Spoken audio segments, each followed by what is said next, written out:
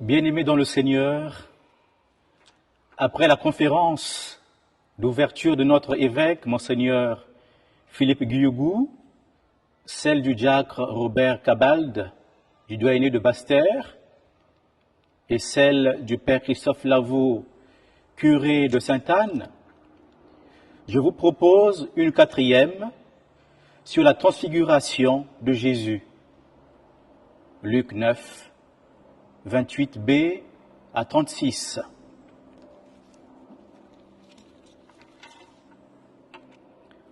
En ce temps-là, Jésus prit avec lui Pierre, Jean et Jacques, et il gravit la montagne pour prier. Pendant qu'il priait, l'aspect de son visage devint autre, et son vêtement devint d'une blancheur éblouissante. Voici que deux hommes s'entretenaient avec lui. C'étaient Moïse et Élie, apparus dans la gloire. Ils parlaient de son départ qui allait s'accomplir à Jérusalem. Pierre et ses compagnons étaient accablés de sommeil, mais restant éveillés, ils virent la gloire de Jésus et les deux hommes à ses côtés. Ces derniers s'éloignaient de lui, quand Pierre dit à Jésus, « Maître, il est bon que nous soyons ici. Faisons 3 tentes, une pour toi, une pour Moïse et une pour Élie. » Il ne savait pas ce qu'il disait. Pierre n'avait pas fini de parler qu'une nuée survint et les couvrit de son ombre. Ils furent saisis de frayeur lorsqu'ils y pénétrèrent. Et de la nuée, une voix se fit entendre. « Celui-ci est mon fils, celui que j'ai choisi, écoutez-le. » Et pendant que la voix se faisait entendre, il n'y avait plus que Jésus seul. Les disciples gardèrent le silence et en ces jours-là, ils ne rapportèrent à personne rien de ce qu'ils avaient vu. 6 points guideront notre méditation. Le premier portera sur la bioluminescence comme tremplin de la transfiguration de Jésus. Le second portera sur la preuve tangible de la vie après la mort. Le troisième point portera sur le paroxysme de l'annonce de l'exode de Jésus. Le quatrième portera sur la prière comme ferment de notre vie. Le cinquième sur l'expression « celui-ci est mon fils, celui que j'ai choisi, écoutez-le ». Et le dernier sur la mission. Abordons le premier point, c'est-à-dire la bioluminescence comme tremplin de la transfiguration de Jésus. En effet, l'histoire de l'Église nous apprend que certains chrétiens devenus saints ont eu la grâce de vivre la bioluminescence, c'est-à-dire qu'ils devenaient lumineux, qu'ils devenaient des lucioles comme des lucioles pendant qu'ils priaient. Ils devenaient lumineux en pleine extase de la prière, en d'autres termes. C'est le cas de Saint Jean-Marie Vianney, de Charles Borromée et même de Sainte Thérèse d'Avila et de Sainte Agnès, j'allais dire de Saint Angèle de Foligno. Oui, la prière les transfigurait, les transformait. Avec la prière, ces saints, nos aînés que je viens de citer, changeaient d'aspect. Si eux pouvaient vivre ces moments, combien à plus forte raison Jésus, le Fils de Dieu. Si eux pouvaient se transfigurer, pouvaient se transformer épisodiquement, combien à plus forte raison le Fils de Marie. À noter que la bioluminescence ne peut pleinement être comparée à la transfiguration, puisque cette dernière est parfaitement divine. Toutefois, elle constitue un tremplin, c'est-à-dire une porte, afin d'en saisir la portée.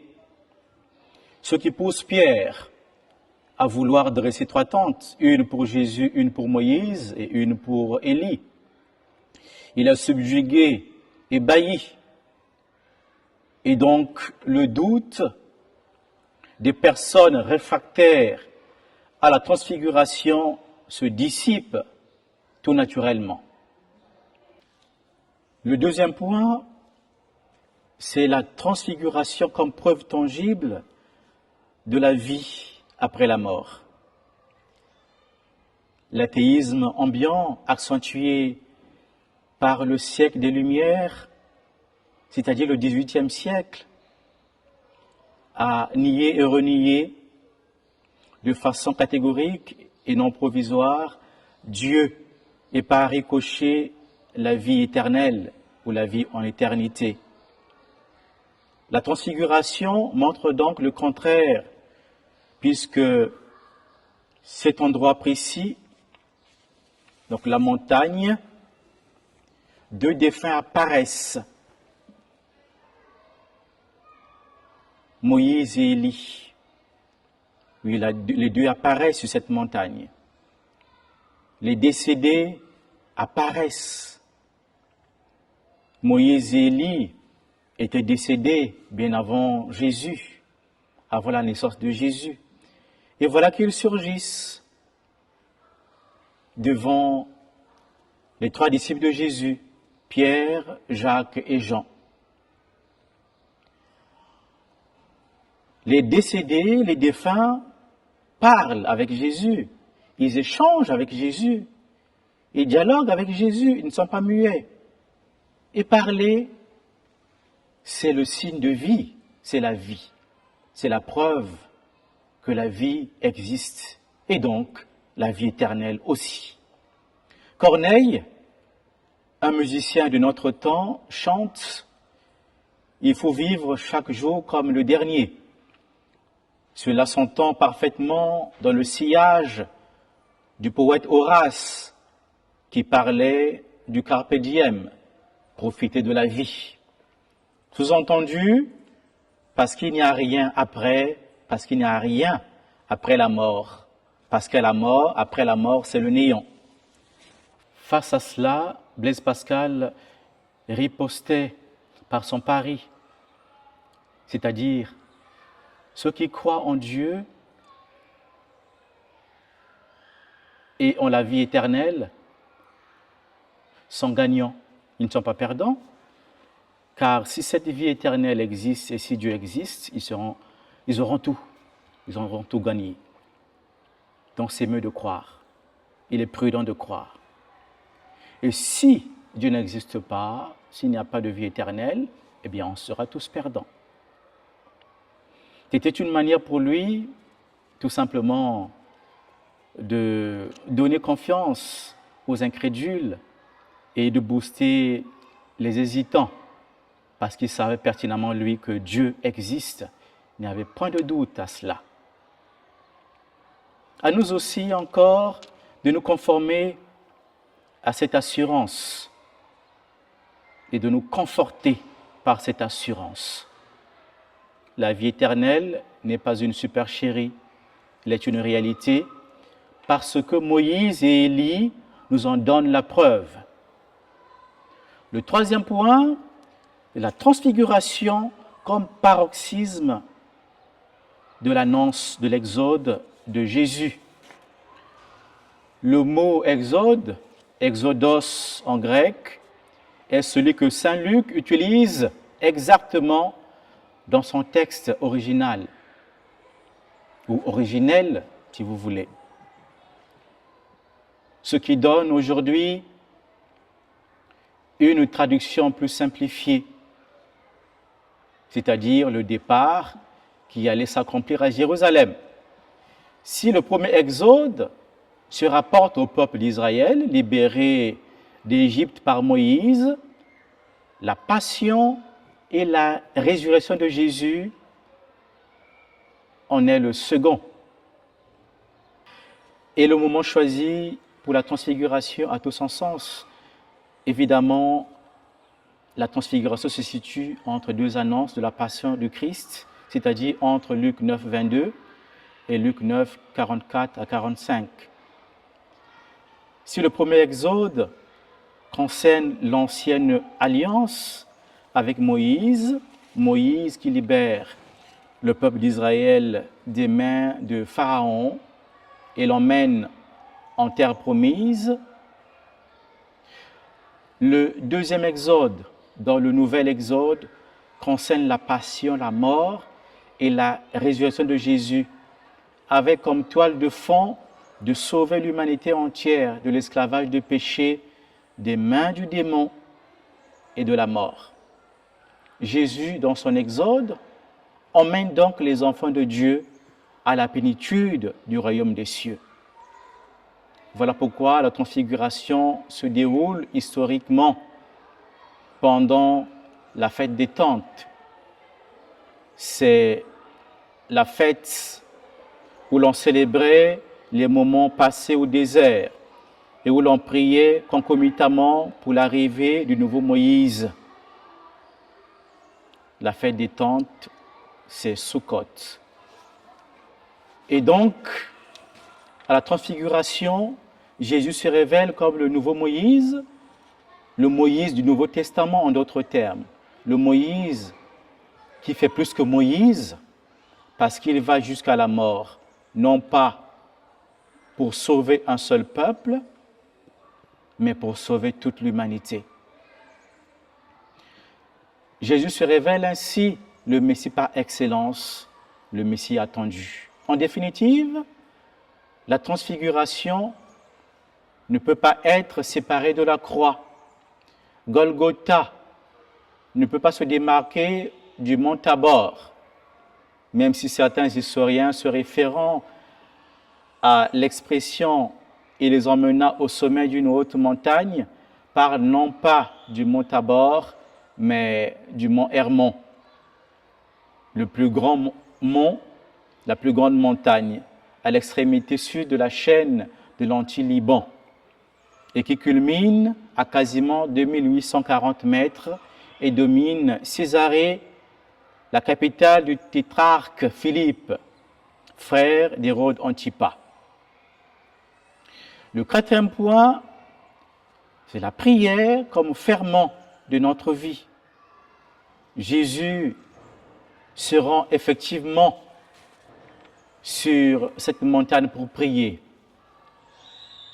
Enfin, sur une haute montagne, pour éviter toute polémique sur sa situation, comme celle existant entre les biblistes, à l'instar de Louison Bissila, et les historiens, à l'instar de Jean-Christian Petit-Fils. Restons donc prudents. La vérité est que Jésus aimait les montagnes pour faire sa prière, et c'est le plus important. En y montant, il apprend à ses apôtres de prier. Il leur en donne le goût. Il s'agit des 3 premiers appelés, donc les plus anciens du groupe, représentant tout le monde, même si André n'y est pas. Et le chiffre 3 a son importance. Pierre, Jacques et Jean font 3. C'est un chiffre plein qui peut se suffire à lui-même et donc représentatif de tous les apôtres de Jésus et de nous également, les nouveaux apôtres de Jésus. Et non pas seulement les disciples de Jésus. Le disciple, c'est celui qui suit. Nous le sommes de façon intrinsèque de par notre baptême.